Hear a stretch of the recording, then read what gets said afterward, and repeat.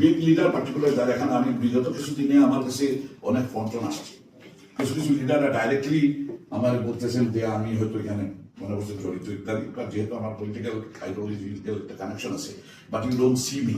আমার আপনার কোনো জায়গায় দেখছেন যে আমি কোনো পলিটিক্যাল পার্টির সাথে কোনো কনফ্রন্ট রাস্তায় ঘাটে এগুলো করেছি, এর আগে করেছিল যখন খুব অ্যাক্টিভ পলিটিক্স ছিলাম তখন করিনি।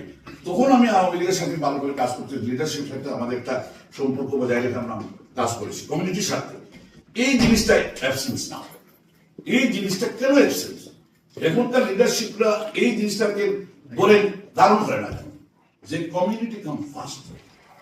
বাংলাদেশি পলিটিক্সটাকে আমরা একটু পেজ দিই, এখন অবস্থা খুব ভালো, আমাদের সার্ভাইভেলের ইস্যু দাঁড়িয়ে গেছে। এর জন্য দায়িত্বশীল leader of the big political party should take control of the movement.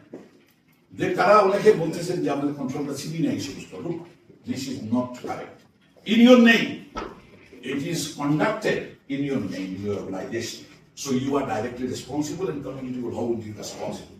So therefore it is your duty to control them and contain them. And engage with the community and try to learn there your brothers. And we all have to fight when time is coming. Time is coming, very serious time is coming. Political movement is coming. রাস্তাঘাটে মারামারি শুরু হয়ে যাব, তখন আমরা we have to all stand shoulder to shoulder to fight.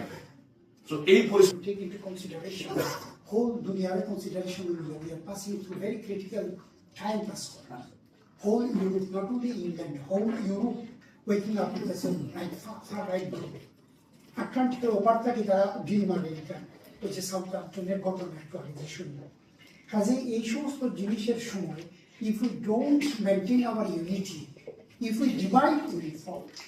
এবং এটা divisive পলিটিক্সটা এমনভাবে এই নোংরা রাজনীতি সেটা একটু বোঝা গেছে, কিন্তু জিনিসটা ক্লিয়ার করছে না। আমার ফেলো কলিগ তারেক চৌধুরী আসেন বা আরও আপনারা জানেন, এখানেও কিছু অ্যাসাইলেন্ট ক্লেইমেন্ট মানুষগুলা অতীতেও দেখছি এবং কখনো দেখলাম যে বা যারা আয় কোনো সুবিধা করতে পারে না, এবং দলীয় কিছু মানুষ এরারে এনকারেজ করে এবং কিছু পয়সার বিনিময়ে সার্টিফিকেটও বিক্রি হয় এবং কোটার কারণে একটা মানুষের দেখুন চিনাও যায় না। ওখান আবার যেহেতু মানে আপসাইড ডাউন উঠে গেছে কি তখন সবাই আর একটা দলের হয়ে গেছে, স্টুডেন্ট উইন হইতে পারেন, যুবলীগ উইন হইতে পারেন, ও ধরনের আগে আসা এক কালার তখন আরো কালার। এই সমস্ত জিনিসগুলারে আমরা বুঝানি লাগবো এবং প্লিজ আমরা যাতে আমরা ইউনাইটেড থাকতে পারি, কারণ সবচেয়ে বেশি ডেঞ্জারাস পজিশন হয়েছে গিয়া যদি নাইজাল ফারাজ অলরেডি হয়েছে কাউন্সিলের বোর্ড তাকে বার করে দিব মানুষের যারা আইএলআর হোল্ডার, মানে আইএলআর বলতে indefinite leave to remain those but not British মানে সিটিজেন এরাও, এবং বেনিফিটটা কেউ তারা ইয়ে করে দিত স্যার। কাজে অনেকগুলা মানে হার্ড থ্রেশহোল্ড হয়তো সামনে আমরা পাইতাম পারি। কাজে আমরা যদি as a whole community united না থাকি, then we will not be able to fight against this sort of discrimination or racism. এর লাগি please pass this message to everyone যে আমরা বাংলাদেশের রাজনীতি বাংলাদেশের জায়গাতে হবে, এখানেও যাতে অন্তত ব্রিটিশ কমিউনিটিতে আমরা যাতে we should maintain our harmony cohesion এবং যত ধরনের ইউনিটি আছে ওটা আমরা ধরিয়ে রাখতাম। প্লিজ আপনিও আমাদের রেসপেক্ট করতা, it is obligation on me as well as to show you to respect same. আপনি আমরা যারা ট্রিট করবা আমিও আপনারা ট্রিট করতাম। প্লিজ ও মেসেজটা আপনারা পাস করবা।